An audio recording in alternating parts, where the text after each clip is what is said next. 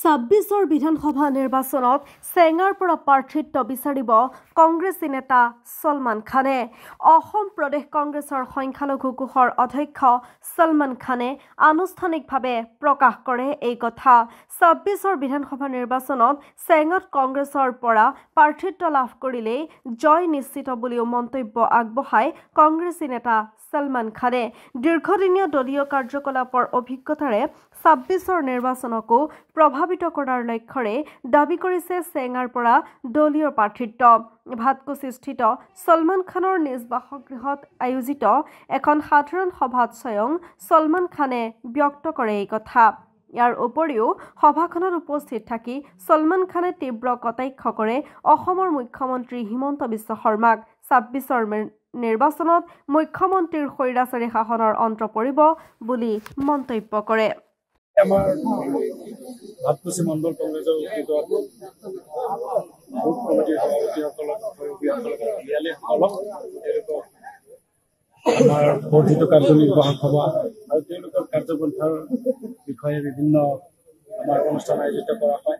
ইয়াত ঘৰত এখন সভা অনুষ্ঠিত কৰা হৈছে। তাৰ কাৰণ মোৰ আপোনালোকে জানে যে চেঙা সমষ্টিত ক'বলৈ গ'লে আটাইতকৈ দুখীয়া দৰিদ্ৰ গাঁও কেইখন যদি আছে তেতিয়াহ'লে আমাৰ এই ভাটকুছি অঞ্চলত এনেকুৱা অনুন্নত অঞ্চলৰ মাজত পৰা গৈ আজি মই ৰাজ্যিক সংখ্যালঘু বিভাগৰ অধ্যক্ষ হিচাপে আজি স্থান পাইছোঁ। তাৰ কাৰণে মই এই অঞ্চলৰ মানুহৰ দোৱা আশীৰ্বাদ থকাৰ কাৰণে হয়তো সম্ভৱ হৈছে। গতিকে এই প্ৰথমতে মই এই অঞ্চলৰ মানুহৰ পৰা দোৱা আৰু আশীৰ্বাদ বিচাৰিছোঁ। তাৰ কাৰণে আপোনালোকে জানে যে 26 যি নিৰ্বাচন হ'ব এই নিৰ্বাচনতো মই কংগ্ৰেছ দলৰ পৰা প্ৰাৰ্থিত্ব প্ৰত্যাশী।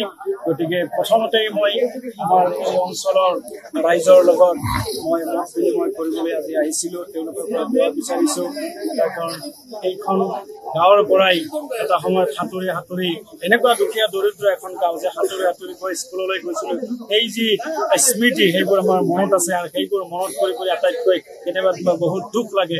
আৰু চেঙা সমষ্টি ক'বলৈ গ'লে অসমৰ ভিতৰত আটাইতকৈ বেছি দুখীয়া আৰু দৰিদ্ৰ এটা সমষ্টি, য'ত আপোনালোকে জানে যে চাৰিওফালে ব্ৰহ্মপুত্ৰ বেকিৰে আঘোৰা, চাপৰিৰে আঘোৰা। গতিকে এই সমষ্টিৰ পৰাই ক'বলৈ গ'লে প্ৰত্যেক বছৰে গৰাখহনীয়াৰ সমস্যাৰ কাৰণে আজি প্ৰায় 4-5 হাজাৰ মানুহৰ ঘৰ বাৰী উঠাই লৈ যায়, যাৰ কাৰণে তেওঁলোকে বিভিন্ন অঞ্চলত কাম কৰিবলৈ যাবলগীয়া হয় নিজৰ পেট পুহিবলৈ। আৰু তাতে গৈ পেলাই তেওঁলোকক বাংলাদেশী সজাই দিয়ে। গতিকে এনেকুৱা এটা পৰিস্থিতিৰ মাজত আজি আমাৰ চেঙা সমষ্টিবাসী জীয়াই থাকিবলগীয়া হৈছে। গতিকে আশা কৰিছোঁ অহা দিনত কংগ্ৰেছ দলৰ চৰকাৰ হ'ব আৰু চৰকাৰ হ'লে আমি আমাৰ যুৱ প্ৰজন্মই হওক বা কংগ্ৰেছ দলে আমি একত্ৰিত হৈ চেঙা সমষ্টিৰ যি দুখীয়া দৰিদ্ৰসকল আছে, যিসকল সমস্যাৰে জৰ্জৰিত অঞ্চলসমূহ, তাত আমি কেনেকৈ খোৱা পানীৰ ব্যৱস্থা, তাত আমি কেনেকৈ হস্পিটেল বনাব পাৰোঁ, তাত আমি আমাৰ শিক্ষাৰ ক্ষেত্ৰত আমি কেনেকৈ আমি আমাৰ সংখ্যালঘুসকলক স্কুল হওক কলেজ হওক অনুষ্ঠিত কৰি কেনেকৈ আমি আগবঢ়াই লৈ যাব পাৰোঁ, এখন গোৱালপাৰা বৰপেটা সংযোগী দলং কেনেকৈ আমি গঠন কৰিব পাৰোঁ, গৰাখহনীয়াৰ সমস্যা আমি কেনেকৈ সমাধান কৰিব পাৰোঁ, মাটিৰ পাত্তা আমি কেনেকৈ দিব পাৰোঁ। আজি আপোনালোকে জানে হিমন্ত বিশ্ব শৰ্মা ডাঙৰীয়াই অসমত তেওঁৰ সাংগু পাংগুসকলে পৰিয়ালৰ মানুহে যেতিয়াই কৰাপশ্যন কৰি আছে বা যেতিয়াই যিকোনো সমস্যা এটা তেওঁলোকে কৰি আছে, তেতিয়াই কিন্তু এই সংখ্যালঘুসকলক উচ্ছেদ কৰি বিনা দুখত এই দুখীয়াসকলক ভাৰতীয়সকলক উচ্ছেদ কৰি তেওঁ সদায় কি কৰে, তেওঁৰ এই মূল ইছ্যুটো ডাইভাৰ্ট কৰি পেলাই অসমৰ ৰাইজক বুৰ্বক বনাই আছে। গতিকে অসমৰ ৰাইজে এইবাৰ বুজি পাইছে, অসমৰ ৰাইজে এই হিমন্ত বিশ্ব শৰ্মা ডাঙৰীয়াৰ পৰা পৰিত্ৰাণ পাব বিচাৰিছে। আমাৰ অসমত এইবাৰ চাব আপোনালোকে গৌৰৱ গগৈ ডাঙৰীয়াৰ নেতৃত্বত কংগ্ৰেছ দলৰ চৰকাৰ হ'ব। তাৰ পিছতে চাব এই যি আমাৰ চেঙা সমষ্টিৰ লগতে অসমৰ যি সমস্যা, এই সমস্যা আমি সমাধান কৰিম।